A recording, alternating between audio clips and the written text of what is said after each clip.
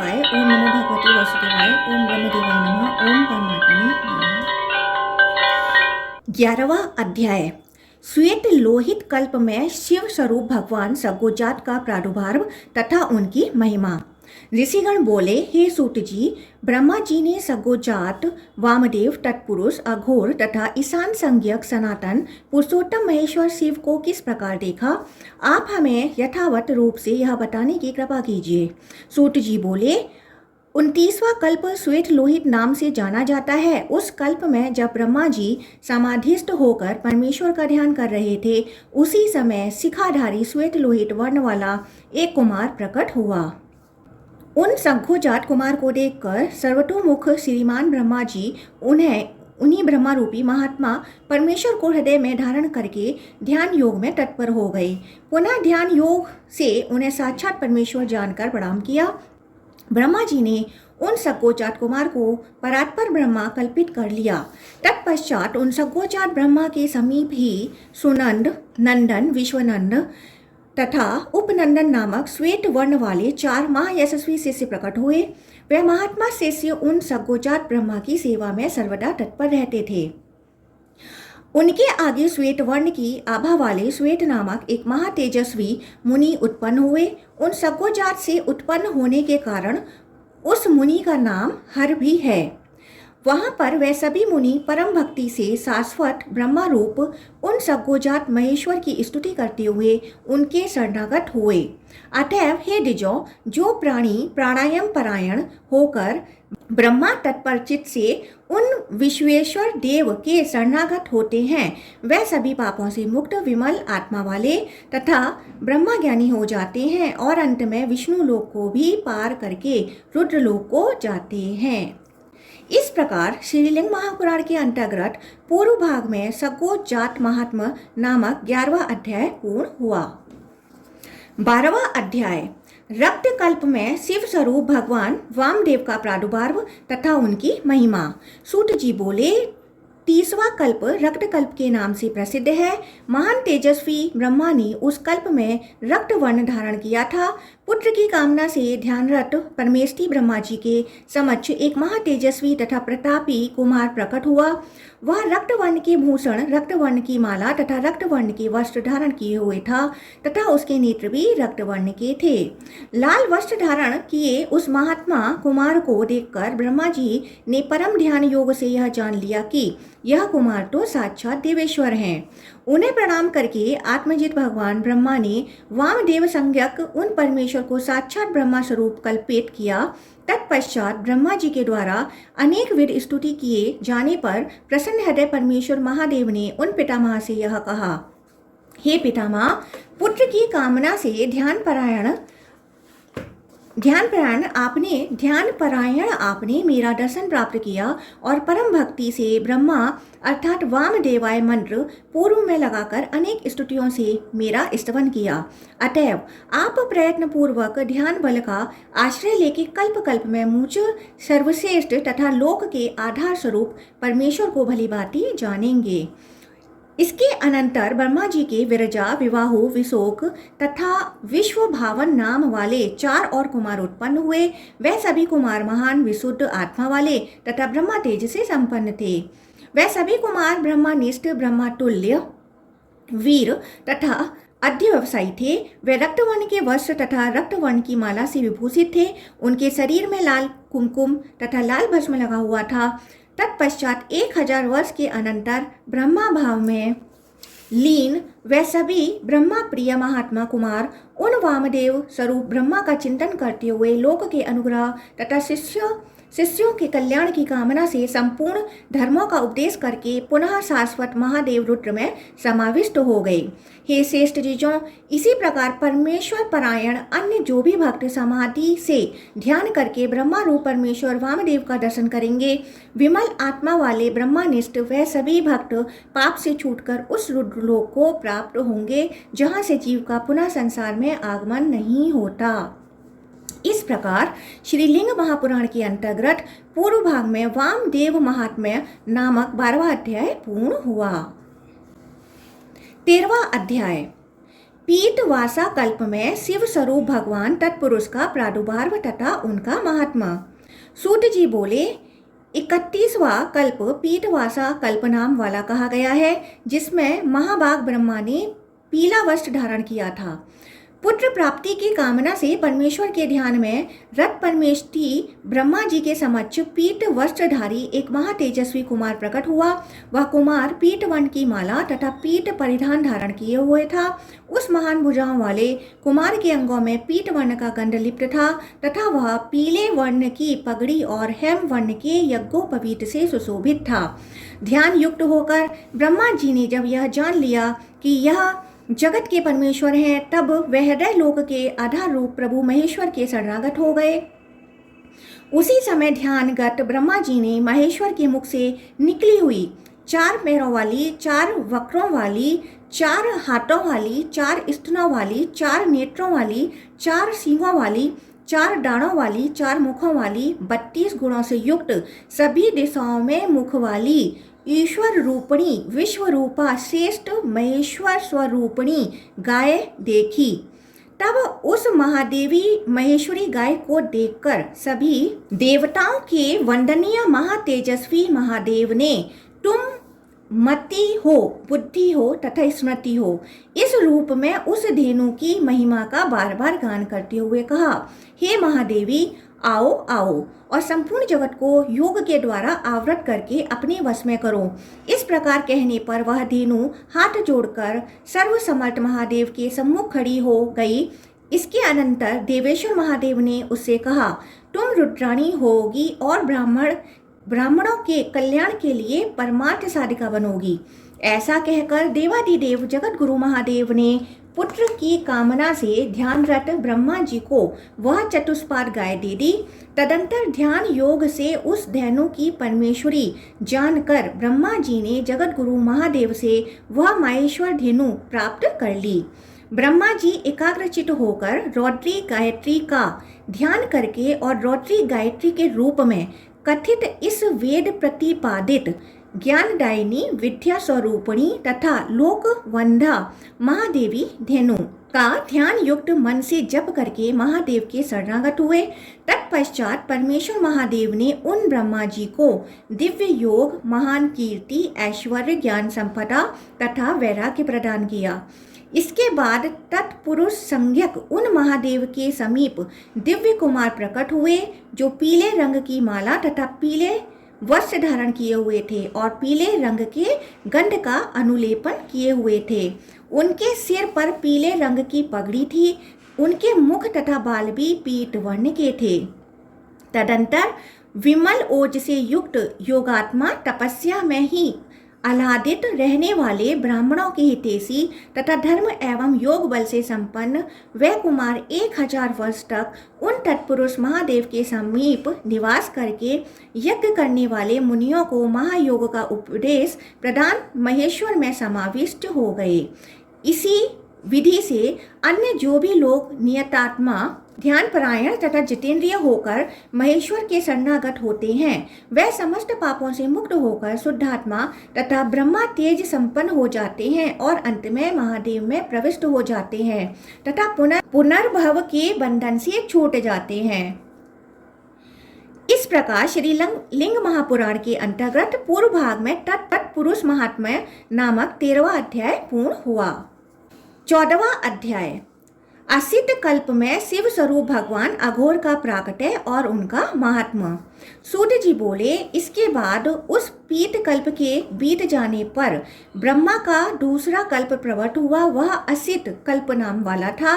1000 दिव्य वर्षों तक जब सर्वत्र जल ही जल व्याप्त रहा, तब ब्रह्मा जी अत्यंत दुखित होकर प्रजा सृष्टि की इच्छा से विचारमग्न हो गए। इस प्रकार चिंतन मग्न होकर पुत्र की कामना से ध्यान कर रहे प्रभु ब्रह्मा का वर्ण काला हो गया। इसी बीच महातेजस्वी ब्रह्मा ने कृष्ण वर्ण वाले महान वीर संपन्न अपने तेज से दीप्यमान कृष्ण वर्ण का वस्त्र, पगड़ी तथा यज्ञोपवीत धारण किए हुए, कृष्ण मुकुट से सुशोभित, कृष्ण माला धारण किए हुए तथा कृष्ण अंगराग से अनुलिप्त अंगों वाले एक कुमार को वहां प्रकट हुआ देखा। उन घोर पराक्रम वाले महात्मा को अघोर संज्ञक महादेव जानकर ब्रह्मा जी ने अद्भुत कृष्ण पिंगल वर्ण की आभा से युक्त उन देव देवेश को प्रणाम किया। तत्पश्चात ध्यान युक्त मन से प्राणायाम परायण होकर तथा महेश्वर को हृदय में धारण श्रीमान ब्रह्मा जी उन अघोर रूप परमेश्वर के शरणागत हो गए और उन अघोर को ब्रह्मा स्वरूप मानकर उनका ध्यान करने लगे। तदंतर घोर पराक्रम वाले अघोर महादेव ने उन ध्यान परायण परमेष्टि ब्रह्मा को साक्षात दर्शन दिए। तदंतर उन अघोर के समीप कृष्ण सिख, कृष्णास्य तथा कृष्ण वस्त्रधक नाम वाले 4 महात्मा कुमार प्रादुर्भूत हुए, जो कृष्ण वर्ण के थे, कृष्णमाला से विभूषित थे और कृष्ण अंगराग से अनुलिप्त थे। 1000 वर्षों तक योग परायण होकर उन अघोर परमेश्वर की उपासना करके उन कुमारों ने पुनः अपने शिष्यों को महायोग का उपदेश प्रदान किया। योग संपन्न वह सभी महात्मा मन से शिव का ध्यान योग करके महेश्वर के निर्विकार निर्गुण विश्व रूप तथा ऐश्वर्यमय स्थान में प्रविष्ट हुए। इसी प्रकार और भी अन्य जो मनीषी इस योग के द्वारा महादेव का ध्यान करते हैं, वे अविनाशी भगवान रुद्र के दिव्य लोक को प्राप्त होते हैं। इस प्रकार श्रीलिंग महापुराण के अंतर्गत पूर्व भाग में अघोर उत्पत्ति वर्णन नामक 14वां अध्याय पूर्ण हुआ। 15वां अध्याय अघोरेश महात्मा तथा अघोर मंत्र के जप से विविध पातकों का विनाश। सूत जी बोले, हे मुनियों, उस भयावह कृष्ण कल्प के बीत जाने पर ब्रह्मा जी उन ब्रह्मा स्वरूप देव देवेश अघोर की स्तुति करने लगे।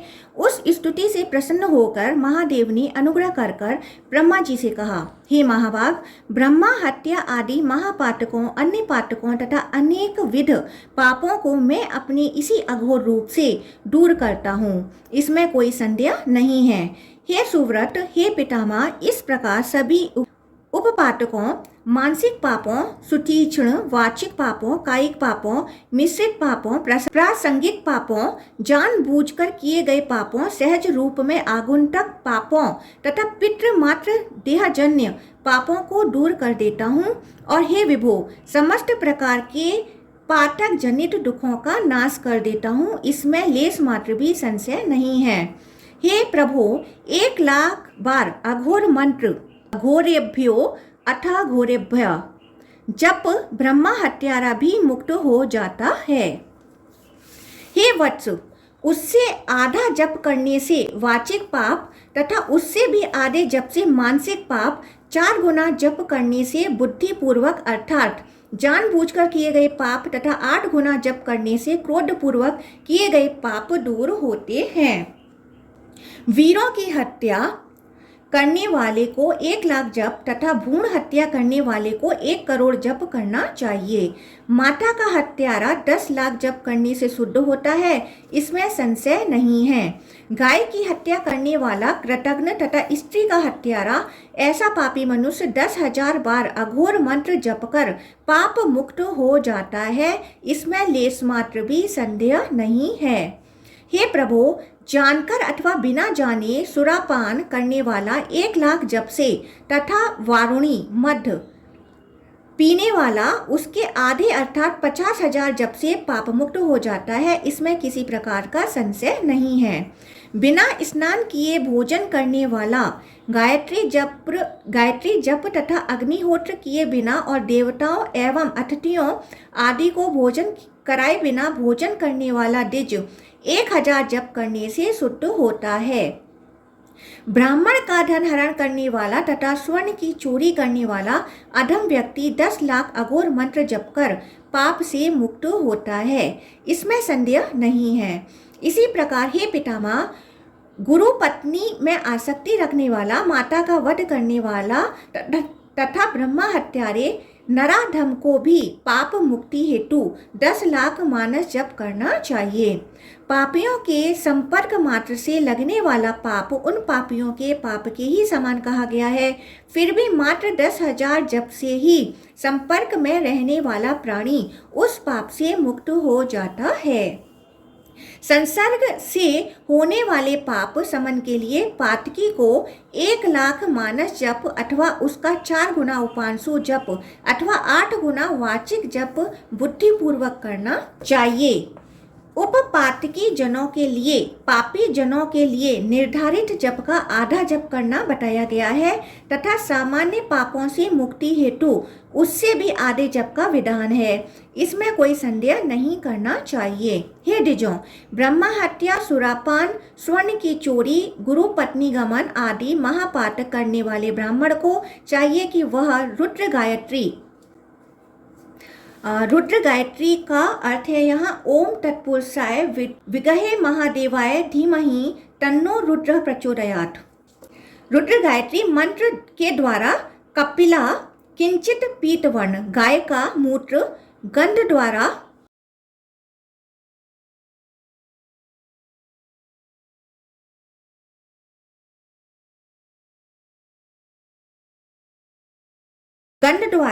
इस मंत्र से उसी गाय का पृथ्वी के संपर्क से रहित गोबर तेजोअसी सुक्कम, इस मंत्र से कपिला गाय का घी आप्यायस्व, इस मंत्र से दूध दधि प्राव, इस मंत्र से साक्षात कपिला गाय का ताजा दही और हे पितामह देवस्य त्वा, इस मंत्र से कुसा का जल इकट्ठा करें। तत्पश्चात इन सबको स्वर्ण चांदी या तांबे के पात्र में अथवा कमल या पलास पत्र में एकत्र करके अघोर मंत्र से आमंत्रित करना चाहिए। पुनः उसमें ब्रह्मा कूच तथा सभी रत्नों सहित सोना डाल देना चाहिए।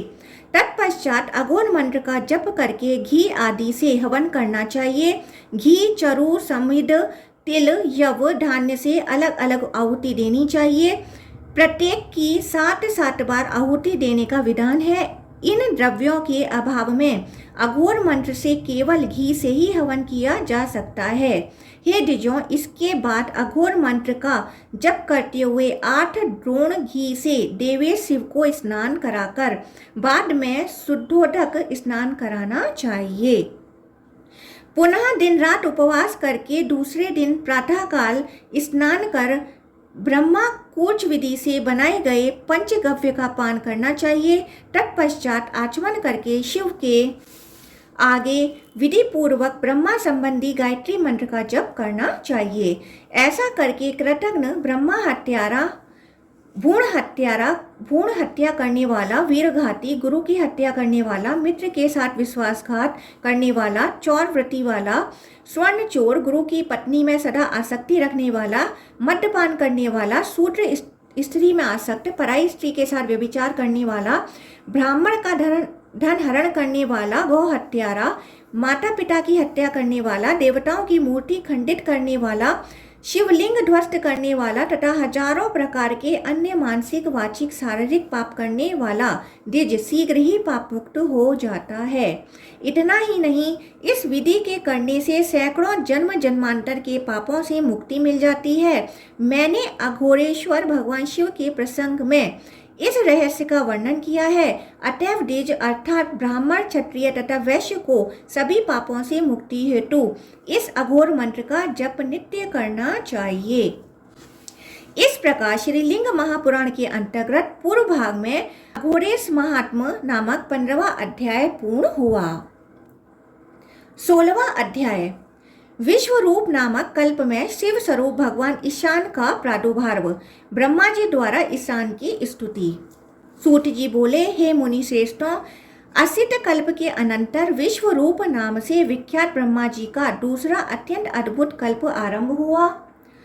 समस्त जगत के संहार के अनंतर चराचर संसार की पुनः सृष्टि के निमित्त पुत्र कामना से ध्यानरत परमेष्ठी ब्रह्मा जी के समक्ष महान नाद करती हुई विश्वरूपा सरस्वती गौर प्रकट हुई। वह विश्वरूप माला, वस्त्र, यज्ञोपवीत तथा शिरोभूषण पगड़ी धारण की हुई थी। उन महोष्टिका विश्व माता के सभी अंग विश्वगंध से अनुलिप्त थे।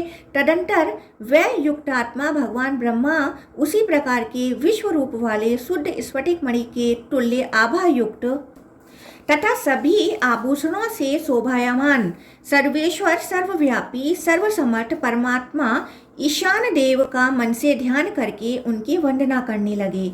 हे ओम स्वरूप ईशान, आपको नमस्कार है। हे महादेव, आपको नमस्कार है। हे समस्त विद्याओं के ईशान स्वामी परमेश्वर, आपको नमस्कार है। हे सभी प्राणियों के अधिपति वृषवाहन, आपको नमस्कार है। हे ब्रह्माधिपते, आप ब्रह्मा रूप तथा साक्षात ब्रह्मा को नमस्कार है। आप ब्रह्माधिपति को नमस्कार है। हे सदाशिव, मेरा कल्याण हो। हे ओमकार मूर्ति, हे देवेश, हे सगोजात, आपको बार बार नमस्कार है। मैं कष्ट से पीड़ित होकर आपके शरणागत हूँ। सगोजात को नमस्कार है। अजन्मा होने पर भी आप लोका अबुद्धयार्थ ही जन्मादि को स्वीकार करने वाले हैं। हे शिव, आपको नमस्कार है। हे विश्वोत उत्पादक, हे विश्व के ईशान विश्ववेश, हे महाभूते, मेरी रक्षा करो। हे वामदेव, आपको नमस्कार है। ज्येष्ठ को नमस्कार है। वरद को नमस्कार है। रुद्र को, काल को तथा कलन संख्या रूप को बार बार नमस्कार है। वर्णी कालवर्ण विकारण को नित्य नमस्कार है। बलियों के बलि विकरण मनोरूप, आपको सर्वदा नमस्कार है। बलशाली तथा ब्रह्मा रूप बल प्रमथन को नमस्कार है। सभी प्राणियों का दमन करने वाले सर्वभूतेश्वर को नमस्कार है। मनोमन को नमस्कार है। देव को नमस्कार है। हे महागुते, आपको नमस्कार है। वामदेव को नमस्कार है। वाम को नमस्कार है। आप महात्मा को नमस्कार है। ज्येष्ठ को नमस्कार है। श्रेष्ठ को नमस्कार है। रुद्र को नमस्कार है। वरद को नमस्कार है। महात्मा कालहंता को नमस्कार है। आपको नमस्कार है। आपको नमस्कार है। इस स्तवन से ब्रह्मा जी ने वृषभ ध्वज ईशान को नमस्कार किया। जो पुरुष एक बार श्रद्धा पूर्वक इस श्लोक का पाठ करता है वह ब्रह्मालोक को प्राप्त करता है, अथवा जो श्राद्ध में ब्राह्मणों को सुनाता है वह परम गति को प्राप्त होता है। इस प्रकार ध्यान मग्न होकर वंदना करते हुए पितामह ब्रह्मा से भगवान ईशान बोले, मैं तुम पर प्रसन्न हूँ, तुम क्या चाहते हो। तत्पश्चात ब्रह्मा जी ने अत्यंत निवेदन पूर्वक विशुद्ध वाणी वाले तथा प्रसन्नता को प्राप्त महेश्वर से प्रसन्न मन से कहा, हे परमेश्वर, यह आपका जो विश्व रूप है तथा परम कल्याणी यह जो विश्व रूप गौ है, इसके विषय में मैं जानना चाहता हूँ। 4 पैरों वाली, 4 मुख वाली, 4 सींगों वाली, 4 वक्र वाली, 4 डाणों वाली, 4 स्तनों वाली, 4 हाथों तथा 4 नेत्रों वाली ये भगवती कौन है तथा इन देवी को विश्व रूपा क्यों कहा गया है। इनका नाम तथा गोत्र क्या है, ये किसकी भार्या हैं तथा इनके कर्म का प्रभाव एवं सामर्थ्य क्या है। उन ब्रह्मा का वह वचन सुनकर ब्रह्मा रूप देवदेव वृषभ ध्वज शिव ने देवताओं में श्रेष्ठ अपने पुत्र ब्रह्मा से कहा, अब आदि सर्ग में जैसा था वही पुष्टि की वृद्धि करने वाला पवित्र तथा सभी मंत्रों का परम गुहा रहस्य सुनो। हे प्रभु, यह जो वर्तमान कल्प है वह विश्व रूप कल्प नाम वाला कहा गया है, जिसमें आपने यह ब्रह्मा पद प्राप्त किया है और मेरे वाम अंग से उत्पन्न विष्णु के द्वारा विशुद्ध वैकुंठ लोक प्राप्त किया गया। हे देव, विष्णु द्वारा प्राप्त वह शुभ पद तुम्हारे ब्रह्मा पद से भी श्रेष्ठ है। हे देवेश, हे महामते, उस समय से अब यह 33वां कल्प है और इससे पूर्व लाखों कल्प बीत चुके हैं तथा आपसे पहले लाखों ब्रह्मा भी हो चुके हैं। उनके विषय में सुनो। आपका मांडव्य गोत्र है और तपस्या से मुझे पुत्र रूप में प्राप्त हुए हैं, अतएव आपको आनंद रूप तत्व में व्यवस्थित वह ब्रह्मा स्वरूप आनंद जानना चाहिए। आप में योग, सांख्य, तत्वज्ञान, तप, विद्या, विधि, क्रिया, रत, प्रिय भाषण, सत्य, दया, वेद, अहिंसा, सन्मति, क्षमा, ध्यान, ध्येय, ईश्वर सन्निधान, इंद्रिय निग्रह, शांति, ज्ञान, अविद्या, माया, बुद्धि, धृति, कांति, नीति, प्रथा, ख्याति, मेधा, धारणवती बुद्धि, लज्जा, दृष्टि, दिव्य ज्ञान, सरस्वती, सर्व लक्षण युक्त वाणी, तुष्टि, पुष्टि, क्रिया, वेद विहित कर्म तथा प्रसाद, ये 32 गुण प्रतिष्ठित हैं। ककार आदि 32 अक्षर स्वरूप तथा 32 गुणों से युक्त यह विश्व रूपा गाय तुम्हें उत्पन्न करने वाली है, इसलिए तुम उन 32 गुणों से संपन्न हो। हे ब्राह्मण, प्रकृति की रचना मैंने की है और हे प्रभु, आप भगवान विष्णु तथा इंद्र आदि देवता इस महेश्वरी से प्रसूत हैं। जगत को उत्पन्न करने वाली साक्षात देवी भगवती स्वरूपा यह चतुर्मुखी प्रकृति गौ मुझसे उत्पन्न होकर प्रतिष्ठा को प्राप्त हुई है, जिसे तत्व चिंतक गौरी, माया, विद्या, कृष्णा, हेमवती, प्रधान तथा प्रकृति ऐसा कहते हैं। विश्व की प्रजाओं की सृष्टि करने वाली रक्त श्वेत कृष्ण वर्ण वाली रूप संपन्न अजन्मा तथा अद्वितीय इस विश्व रूपा गाय को अपने बुद्धि विचार से साक्षात गायत्री जानो और मैं भी अजन्मा हूँ, मुझे भी विश्वरूप जानो। तदंतर ब्रह्मा जी से ऐसा कहकर परमेश्वर महादेव ने कई कुमार सृजित किए और इस प्रकार देवी के समीप से अनेक रूपों वाले कुमार प्रकट हुए, जिनमें कोई जटाधारी था, कोई मुंडित सिर था, कोई सिर पर शिखा धारण किए था तथा कोई अर्धमुंडित सिर वाला था। तदंतर सदाचारी, नियत आत्मा वाले तथा महान ओज से संपन्न वे कुमार यथोक्त योग अभ्यास करते हुए देवताओं के 1000 वर्ष तक महेश्वर की आराधना करके दृढ़ योग सुक्त संपूर्ण धर्मों का उपदेश अपने शिष्यों प्रशिष्यों को देकर अंत में परमेश्वर रुद्र में प्रवेश कर गए। इस प्रकार श्रीलिंग महापुराण के अंतर्गत पूर्व भाग में ईशान महात्म कथन नामक 16वां अध्याय पूर्ण हुआ।